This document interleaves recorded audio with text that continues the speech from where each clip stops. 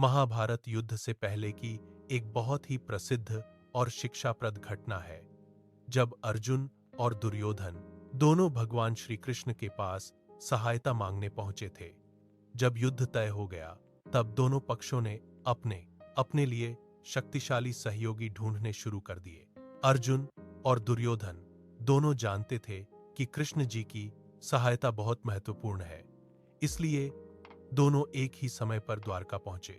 उस समय श्री कृष्ण विश्राम कर रहे थे। दुर्योधन जाकर उनके सिरहाने बैठ गया, जबकि अर्जुन उनके चरणों की ओर खड़े हो गए। थोड़ी देर बाद जब कृष्ण जी की आंख खुली, तो उनकी नजर सबसे पहले अर्जुन पर पड़ी, क्योंकि वे उनके सामने खड़े थे। बाद में उन्होंने दुर्योधन को भी देखा। दुर्योधन ने तुरंत कहा कि वह पहले आया है, इसलिए उसे पहले सहायता मिलनी चाहिए।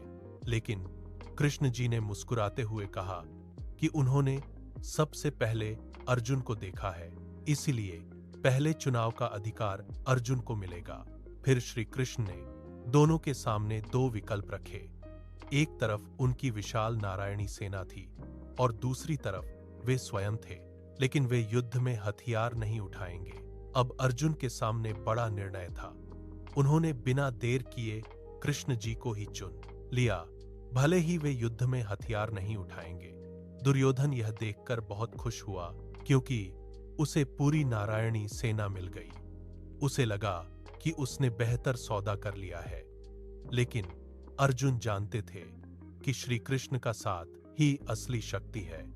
इस घटना से हमें यह सीख मिलती है कि केवल बाहरी शक्ति या संख्या ही महत्वपूर्ण नहीं होती, बल्कि सही मार्गदर्शन, बुद्धि और सच्चाई का साथ सबसे बड़ी ताकत होती है।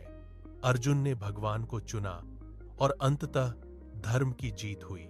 यह कहानी हमें सिखाती है कि जीवन में सही निर्णय और अच्छे मार्गदर्शक का चुनाव ही हमें सफलता की ओर ले जाता है।